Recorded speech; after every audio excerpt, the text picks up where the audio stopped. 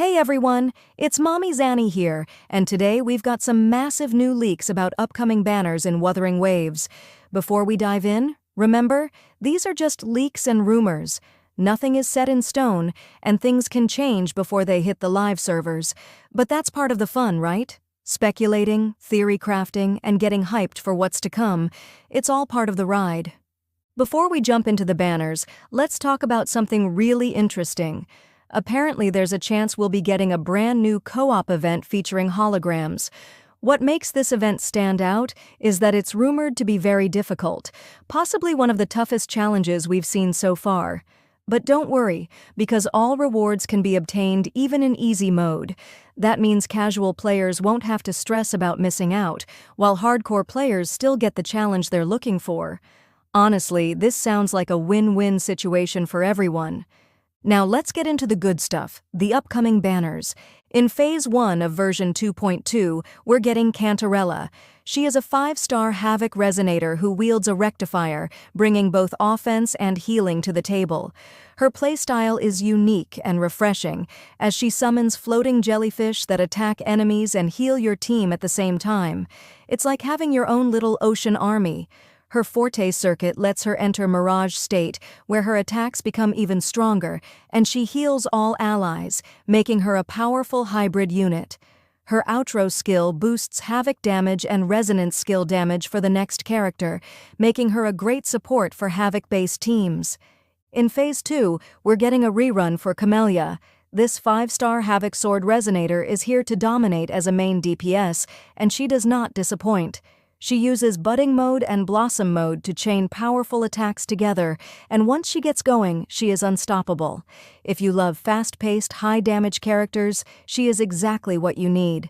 She is fantastic for breaking vibration strength, her damage is consistent and explosive. Alongside Camellya, we're also getting Shorekeeper making a comeback with her Rerun. She is a 5-star Spectro Rectifier and one of the best supports in the game, offering insane healing, crit buffs, and even KO protection. Her Resonance Liberation creates a healing field, and if you use 2 intro skills inside it, the buffs become even stronger.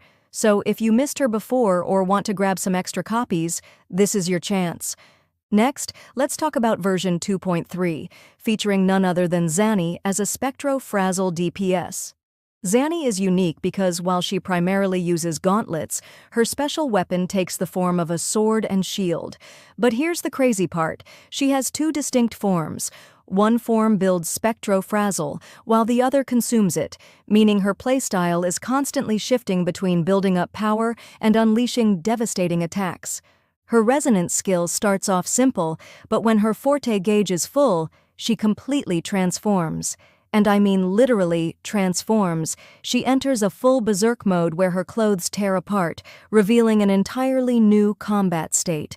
It's giving major anime protagonist final battle vibes, and I am absolutely here for it. Her Resonance Liberation is where things get wild.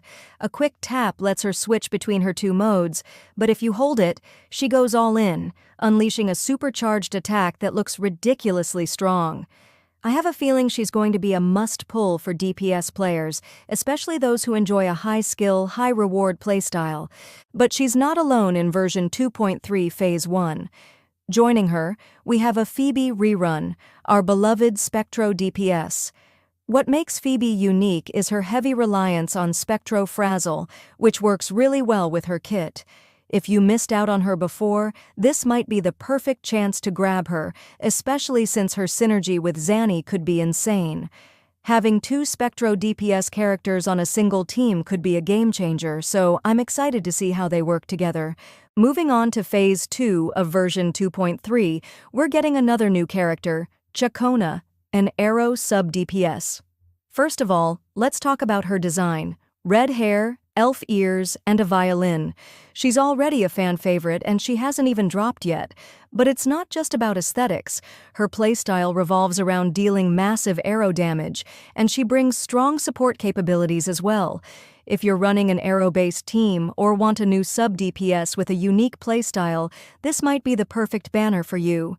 Also joining her is none other than Roccia, who's finally getting her first rerun since her debut. Roccia is an amazing Havoc sub DPS and an essential support pick for anyone running a Havoc-based team. She's particularly good at providing huge buffs to Havoc DPS characters, which makes her a perfect pairing for certain heavy hitters in the game.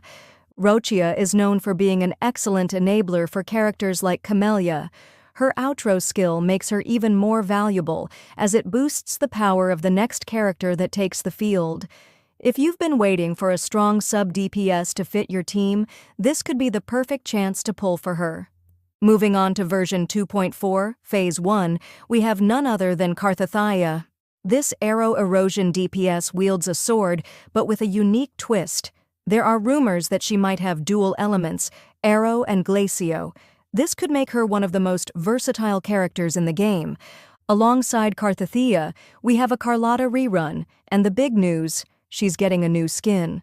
Fans of her Icy Glacio DPS kit will be happy to know she's returning, especially since she has some of the best Sonata and Echo synergies for high-damage Glacio teams. Moving on to Phase 2 of version 2.4, we have yet another new character, Lupa. She's a fusion DPS with a unique high-risk, high-reward playstyle where her damage increases as her HP gets lower. If you enjoy aggressive characters that thrive on the edge of survival, Lupa is definitely for you. One of the most interesting rumors about her is that her weapon is a spear with a flag attached to it, giving off serious warrior vibes. Plus, her hair color has been changed to a striking pink, making her even more of a standout. Alongside Lupa, we're getting another rerun. Changli is back, and she's getting a brand new skin. The rumors suggest it's going to be a swimwear skin, which is definitely going to be interesting. Changli is already a strong sub-DPS, and with a new skin, she's bound to become even more popular.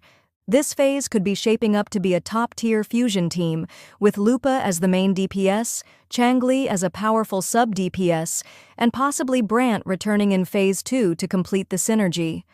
If Brant does get a rerun here, it would mean we're looking at one of the strongest fusion team setups we've seen so far. If you're a fusion player or just looking for the next big DPS to invest in, this might be the banner to save your Astrites for. That's all the leaks we have for now, but I have to say, if even half of these are true, the upcoming updates are going to be absolutely stacked.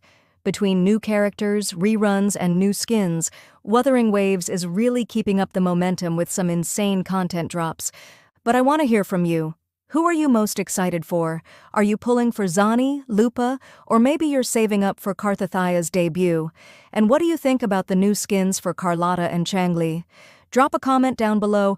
I read every single one of them, and I love hearing your thoughts. If you made it this far, make sure to smash that like button, subscribe if you haven't already, and hit that notification bell so you don't miss any updates on these banners or other exciting Wuthering Waves content. I'll be covering all the latest leaks, guides, and news, so stay tuned for more. Thanks for watching, and I'll see you all in the next one.